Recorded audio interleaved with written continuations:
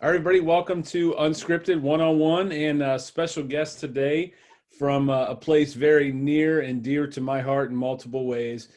Coach Corey Kubbs from Mount Vernon Nazarene. Coach, why don't you introduce yourself, tell us a little bit about you, and we'll go from there. Yeah, Corey Kubbs, assistant baseball coach, Mount Vernon Nazarene.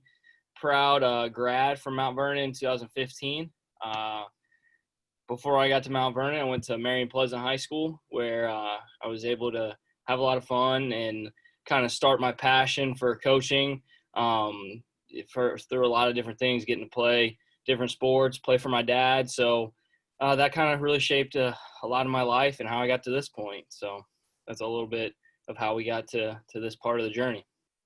Very cool. And I promise, and you and I have exchanged some text, but I promise one thing I'm not going to do is ask about a certain right-hander that plays for you now that may or may not have grown up in my house. So promise I'm not going to ask that question. We won't go there because I don't want to embarrass him. You know, I'll probably embarrass him enough by bringing that up. Oh, and good fun. Yeah, no, absolutely. So, all right, so let's start there. What you mentioned that you played at Mount Vernon. So let's start there. Let's go through what was your journey to get to Mount Vernon, and what was your career like there, and what brought you back? Yeah, so I got to Mount Vernon in a strange path. So I thought forever that I was going to play college football. My dad, high school football coach. That's what I thought my path was going to be. The story I tell now is I got the tightrope surgery on my ankle before it was cool. Like Tua made it cool, but I was one of the first people to get it. Wow. So after that, I had to kind of really reevaluate, like, is football what I want to do? Do I want to potentially go through another contact injury like this again? And so I really didn't start like my baseball recruiting process until probably January of my senior year of high school, which obviously, like, that's pretty late even in those times, 2010, that's pretty late. So, and really late compared to now. So, really didn't have a whole lot of opportunities, had a couple of offers, Alderson Broadus down in West Virginia and some places like that, but nothing really fit me. I didn't find it. So I kind of went to Muskingum University out on a whim. I had some buddies going there and, it just wasn't the right fit for me. Obviously we've exchanged a little bit on Twitter about, finding the right fit. And that's why I'm so big on it, is because I didn't find that right fit. And it took a whole year of, quite frankly, bad experiences that weren't good for me to figure out, like, this isn't right. So I transferred to Mount Vernon after a year, actually. I had buddies on the team here, Jeffrey Stone, Jake Dickerson, guys that I knew from high school travel baseball. And so they were like, dude, just come here. It's a great atmosphere. It's a great team. We win a lot. And so that's why I went to Mount Vernon. It's a whole other story in of itself. I came to Mount Vernon just to win baseball games, and I got so much more out of it. And that's why I'm back here. Like we talked about a little bit, like, I owe so much to Coach Veal, and not to be like corny or cliche, but it's true. Like, Coach Veal really saved my life. I was lost, didn't know where I was going. I had great friends, great mentors here, and it really shaped me. So I'm incredibly thankful for the 4 years I got to spend on this campus, and that's why I'm back. Wow. Man, there was a lot there. Like so just in case anybody's catching this and they don't already know, I'm an alumni. My son currently goes there, and I couldn't be happier. I'll go ahead and just put this on the podcast because people may not know this, but about 3 years ago, we were standing in the island, the kitchen island, talking about his future. This is long before he even probably started the recruiting process. And I'm like, man, you don't want to go to Mount Vernon. And here he is today. And honestly, I say that, but I also say there's nowhere else I'd rather have him be, because that's exactly where God wanted him. And it was really clear through his process. But and someday we'll break that down on a podcast. But I'm a proud alumni of Mount Vernon, and there's a lot more to the story behind why I said that to him at that time. But Coach Veal actually took over. Gosh, and he'd probably have to tell this for sure, but I want to say it was either my freshman year or after my freshman year for Sam Riggleman. Coach Veal took over, and he's still there, and he's just been nothing but winning. The guys like yourself that have played for him, man, they have nothing but great things to say. There's a lot more going on than winning a lot of games, which Mount Vernon also does, by the way, dominant in that conference. But Coach Veal's shaping men, and he really is doing something special there. So that's not surprising for me to hear that for somebody that played for Coach Veal and now is giving back to the university. That's pretty cool. Absolutely. Yeah, I mean, and not to like keep going on it, but like, man, that's one thing that we talk about with recruits is like there's so much more than the 2, 3, 3.5, 4 hours we're out on the field. Like if you're not invested in the growing process, then this isn't going to be for you, and that's okay. Yeah. The guys that do come here are guys that want to be here and want to grow. So that's what makes this job so awesome. Yeah. And working for the greatest boss you possibly could. That's so good to hear. And all right, so let's shift real quick to last season. All right, you guys were loaded, absolutely loaded, right? I mean, as far as I know, and I know about that much, but loaded team. I saw you guys play a couple scrimmages. You came into town right before you went on spring break, and I won't tell you that the other team that was there, but you pretty well put the hurting on that team in just a little scrimmage.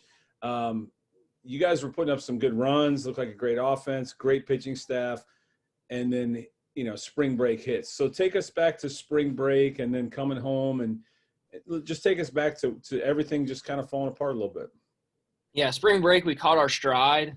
We beat some really good ball clubs. We played Southeastern, the number 1 team in the country. We played them tight. We beat Madonna twice, who was ranked number 20. Got to the championship game of the Warner Invitational and just didn't to finish it off with a win. And we were 15-6 coming back north. No, I messed that up. 17-6, my apologies. 17-6 coming back north. And honestly, we didn't think anything about it. It was just kind of at the start of like the coronavirus and kind of going around. And it was the only way I can explain it was dying like just a quick death. I mean, we played Grace on a Thursday, beat them 10-rip, I think. And you got 2 more games scheduled for Friday. And like you show up the next day and it's like, nope, no games. And it's like, okay. And it just got postponed. And then like the next Tuesday, it was like seasons are canceled. Mm-hmm. And it was just incredibly heartbreaking. I mean, you feel bad for the seniors because like this is their last go around. You don't know if they're going to get another year. You feel bad for all of the underclassmen because like this is their first college baseball experience, and it's just like, is this going to sour them? Are they going to still be motivated and driven to come back and compete? Because you just got your season ripped from you, and quite frankly, promising season.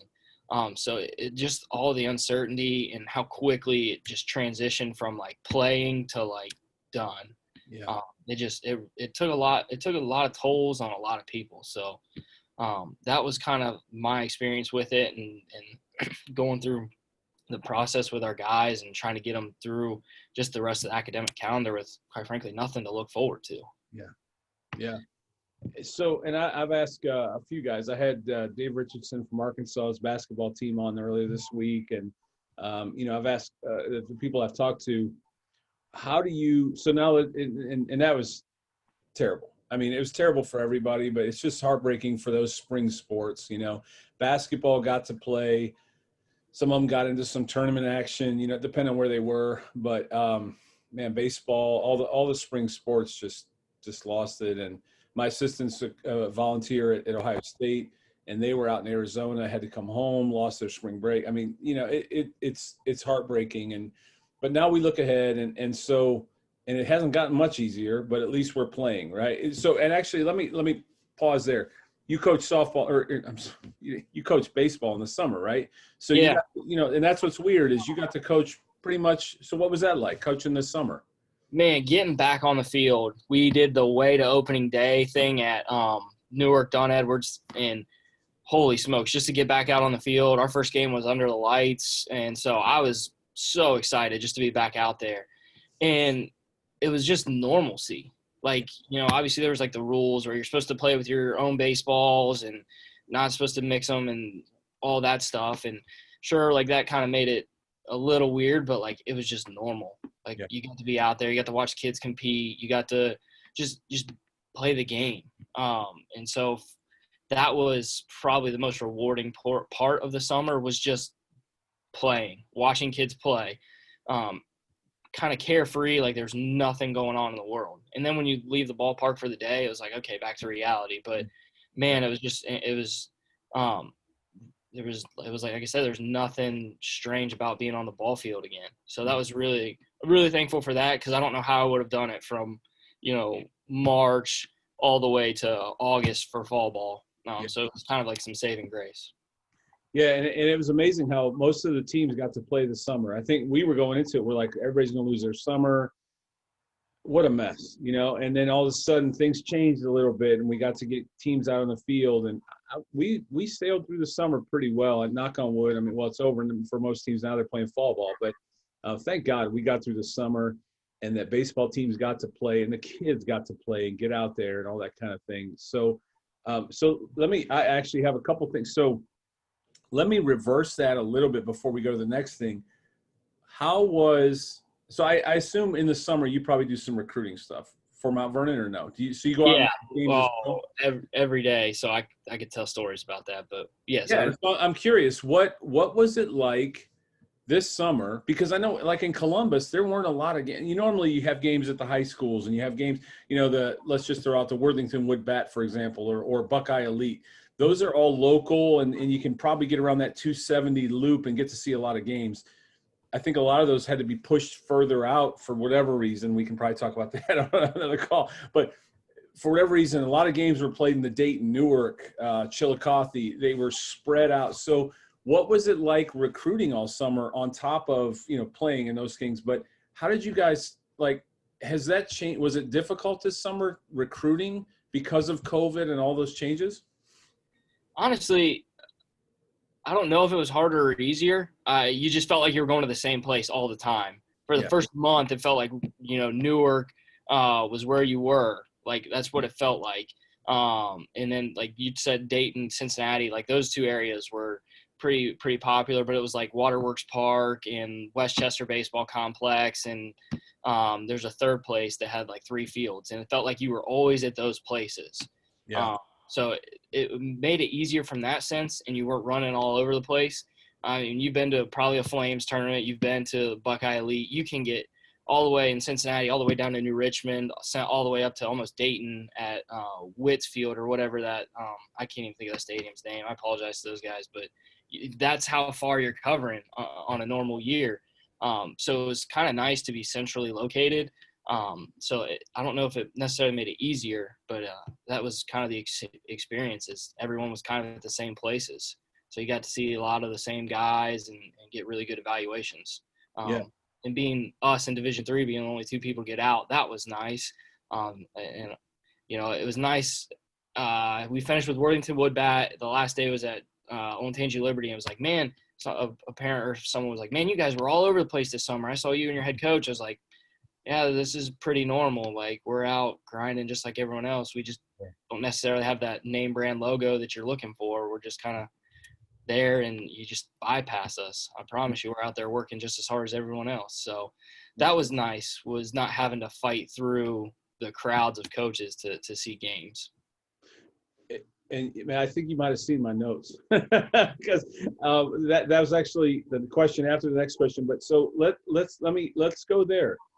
What's it like recruiting for? You're not Division III, you're not Division II, you're not Division I, you're NAIA, and I'm gonna pause right there and tell anybody that thinks that NAIA is anything less. And I know I'm a dad, I know I'm a former alumni, but I'm gonna tell you, if you think NAIA is anything less than anybody else, you are really missing it. And if you're hung up on whatever those initials are, but between where you're going, you're missing it too. And that's a whole nother, I could preach a whole sermon on that. And it isn't because my kid plays there. As you know, I'm in this business somewhat more peripheral, but see far too many guys make a decision based on D whatever and not fit. And we can talk about that. But what's it like? What are the challenges for you as because everything I just said, like, it has nothing to do with you guys. It's because there's a thought process that I have to be D something. And so too many guys are looking after that. How do you compete with that? How do you find your players? And well, yeah, let me add one more.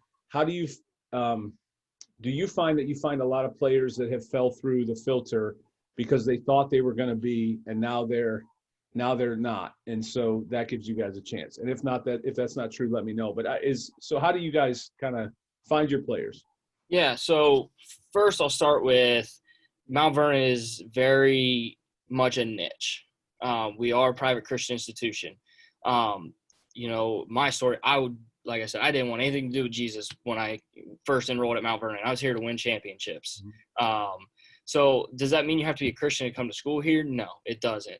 You have to be open to willing to live within the guidelines of the university and the expectations of the program. Yeah. Coach Veal has openly said it to our guys. Like, he views this as a ministry. He wants to show you that God created you for something more. He wants you to know that God gave you the talents you have, and how are we going to maximize those? So that's where we always start in recruiting. So, I talk to a lot of people about it. It's about personality. Yeah. If there was a kid that I do better with examples. There's a catcher we were recruiting, really good player. Said no, committed to a Division I school. And, I was upset because he's a really good player. He's a really nice player, but I heard him, fly out and drop some colorful words. And I was like, you know what, probably a good thing that he's not coming on our campus, because he's just not going to fit the program well. So like, it's all about fit. And that's why I stress it so much. So how do we find guys? Well, we're out at the showcases just like everyone else. Talent is always going to be the prerequisite. Like, are you good enough to help our program, or are you not? Yeah. And then it gets down to the nitty gritty. Are you interested in our program? A lot of 17, 18-year-old kids are very much frightened by the idea of being at a Christian institution, because the way the world is, you have high-level athletes, cursing in interviews all the time, talking about, extracurriculars that don't necessarily align with Christian beliefs. It's right. Okay. It frightens them. And it's, if it's not the right fit, okay, we'll move on. But if there are guys, they're like, yeah, I think I can do that. That's step one. And step two is showing more interest, coming to campus, seeing what we're about. And then when you get around our guys, and you're like, wow, they're actually like normal human beings. They're not weirdos. They're not, smacking you over the face with a Bible, and they're out here. They're good ball players. Mm-hmm. And then at that point, the tide starts to turn.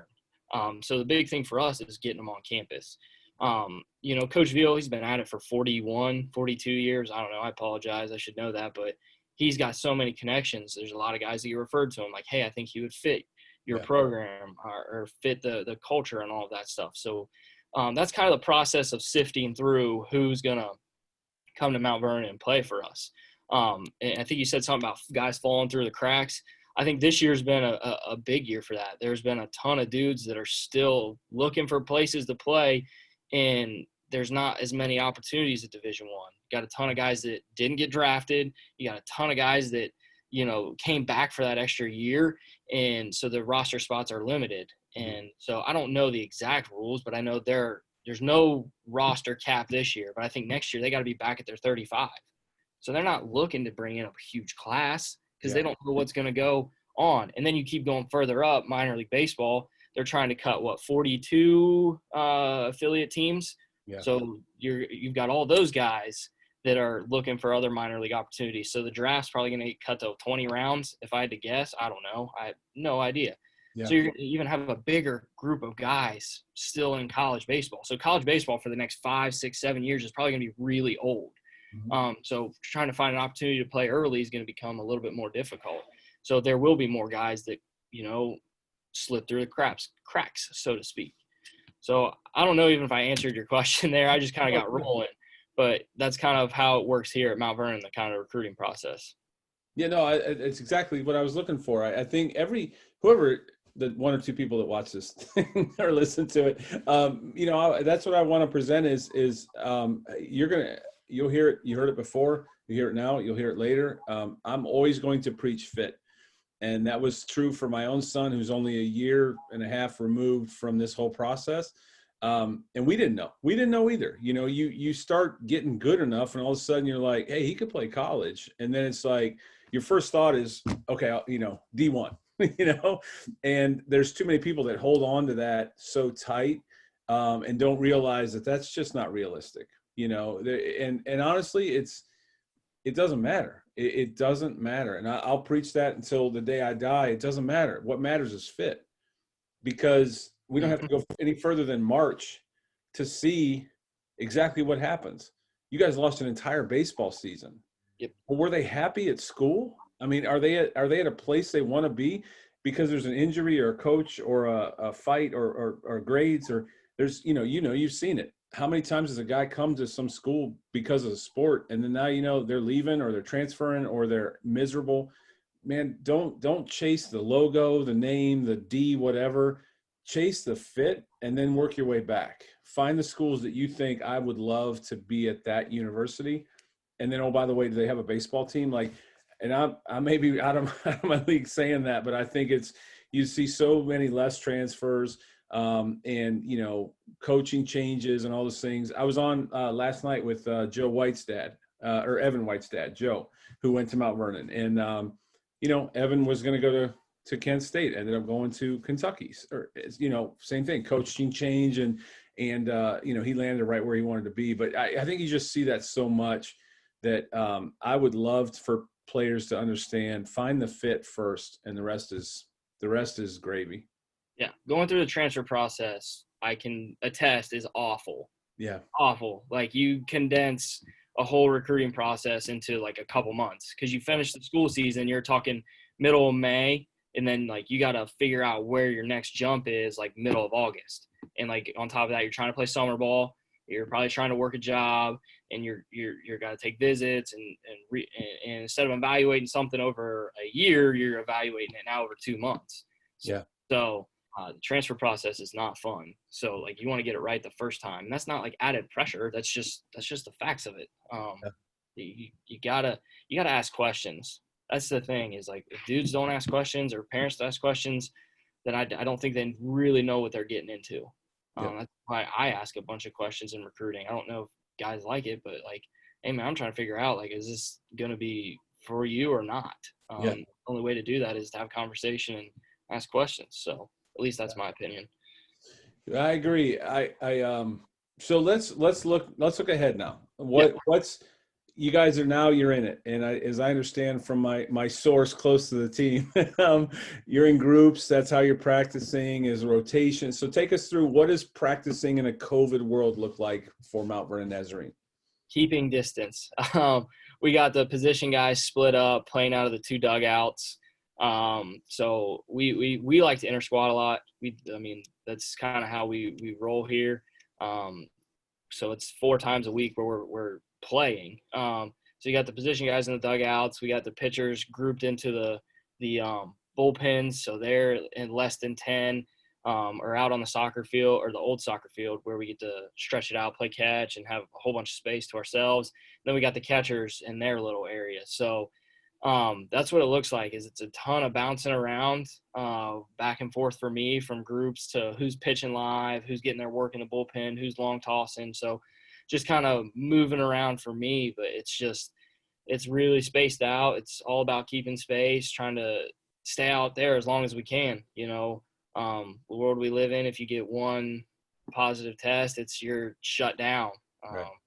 I know my dad's a high school football coach still. I know the school he's coaching at, they had one positive test, and like they got shut down for 2 weeks. Yep. And it's just like horrible timing for them, because they missed the first 2 weeks of the season, and then it was like they got to practice on Thursday and then play week 3. Awful. They didn't do well, but that's the point, is like you're trying not to get shut down. You're doing everything you possibly can to make sure you're still out on that field. And luckily we've made it through. I lost count. This might be week 5, week 6. They all blend together, but that's kind of what it looks like practicing at Mount Vernon in the COVID era, is keeping space, keep it as spread out as far as we can, and try to abide by the rules. Yeah, it's got to be difficult. And Dave Richardson said the same thing. He's looking ahead at the SEC schedule for basketball, and you could be midweek, scouting another team, and then find out, well, a trainer or a coach or 2 players or whatever it is tested positive. We're not playing this week. or those players aren't playing this week, and now you got to change you guys could be facing a pitcher that you've scouted, and this is what he's got, that kind of thing, and all of a sudden he's not pitching, and there's somebody else going. I mean, and that's part of the game, but it's unique. It's a unique world that we're living in, and especially in the sports world for sure. Yeah, college, you don't get too many scratches on the mound. Yeah.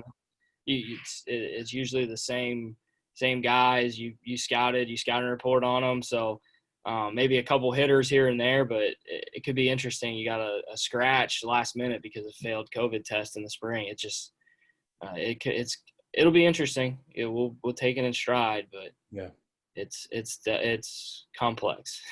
And for you guys, your fall season, at least some of the games could count to your spring. Yeah, normally they do. Yeah, normally they do. We try to play 6-ish games in the fall. They count towards our total, count towards our record. Let's not make any bones about it. It's Ohio, Central Ohio. Early February is not ideal for playing games. And you'll look up at the rest of the NAI. There's going to be teams starting January, last weekend of January. Yeah. That's not playing conditions in Ohio. And we value our spring trip. We're really lucky. We get to go to Florida for 2 weeks. And so we pack that with games. That's 15 games in 14 days. So that's a ton of our non-conference stuff. But we get the 6 games up here, and it makes our regular season slate, less complex. It's less games. We can focus our energy and on the weekend and get into the national tournament. We get there 2 ways. We win our conference or we win the conference tournament. There's very rarely been an at-large bid out of our league. So we know going into the season, we got to win the regular season or we got to win the conference tournament. So let's put all of our energy towards that versus like picking up a bunch of non-conference games and going into the weekend a little beat up. Yeah. That's why it's nice to play in the fall. Are you going to get a spring break this year? I do not know. I've not. As far as you know. As far as I know, I'm not sure. I don't want to say one way or the other and be wrong, but I'm not entirely sure what that's going to look like, if we're going to get a Florida trip or not. Because I think the university doesn't have spring break this year, right? Because of the way they've done the schedule. Yeah, they've reworked the schedule to eliminate the spring break, but Coach and I are working on how do we make it up? Do we try to go down to Florida for 10 days? Do we make weekend trips, to Lake Point or down to Tennessee, North Carolina, South Carolina, somewhere in there, and try and pick up games that way? So that's a fluid situation. It's always evolving, and we don't know what way that's going to go. Yeah. Well, I didn't mean to put you on the spot there. Yeah. I'm not going to hold you to whatever you said. So, well, man, unbelievable. Our time's up. Like it flew by, and we threw this together on the fly. I appreciate that you came on so quick. But let me tell you this. One thing that and we texted a little bit on this, but obviously as a parent, as a dad, you send any of my children, I send off to school, you hand off that baton to somebody else. In our case, we knew it was going to be Coach Veal, and obviously his record stands for itself, for what he does with his players. But what I've noticed with my guy, I'm probably going to embarrass him a little bit, but I hear a lot about Coach Kubbs, and the one thing that I want to tell you personally is that means a lot to me, is to know that I got somebody that's pouring into him in his next 4 years, and I know you guys are close, and I know you hang out. So, you're his pitching coach, and so I'm not worried about the baseball side. I couldn't tell you a thing about pitching, but it's cool to know that on a personal side, he's got a mentor in his life, and that's something that I don't want to say that other schools don't have that, because I'm pretty sure they do as far as those connections, but that's something I can guarantee that Mount Vernon has. And from a faith perspective, I know that it's coming from a place that's really, really where we're aligned.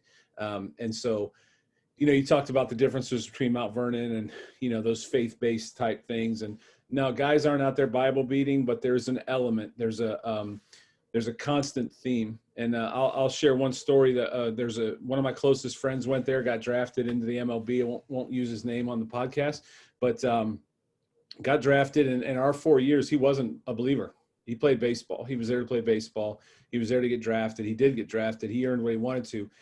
It took him later in life, but he's a believer now, and he's just a very strong man of faith.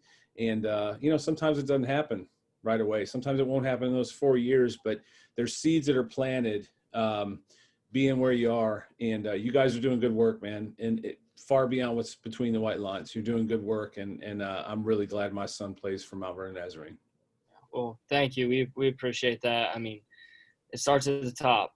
I really do mean what I say. Like, Coach Veal saved me from who knows what. Don't know where I'd be. Don't know what I'd be doing if I didn't come to Mount Vernon. I owe that man a lot, and that's kind of why I'm back around. And I don't plan on leaving because you go searching for it in other places when you don't have it. And Coach Veal facilitates it, and he's as real as they come. And I'm incredibly lucky to work for him, and he does an unbelievable job of just mentoring young men. And so if you're out there looking for a place to grow and come and get better as, you know, as a person and grow your faith and take ownership of it, nobody does it better than Keith Veal. So like I said, I appreciate the kind words, but I do it as a direct reflection of that man. So. Well, and that's leadership. From him to you to the players. And I echo what you say. I know I'm an alumni. I know I might be a little bit biased, but again, remember, I told my son 3 years ago, you don't want to go there. It wasn't a bad thing. It was just that's not something on your radar. Let's look some other places, because maybe I had those other big dreams. But if you're a baseball player, you want to win a lot of games, you want to grind, you want to play some great baseball, don't overlook Mount Vernon. I'm telling you, it'll be the best 4 years of your life. So thanks, man. I know this was short notice. Thanks again. Everything I said earlier, and thanks for coming on. Absolutely. I appreciate you having me on. This was fun. We'll do it again.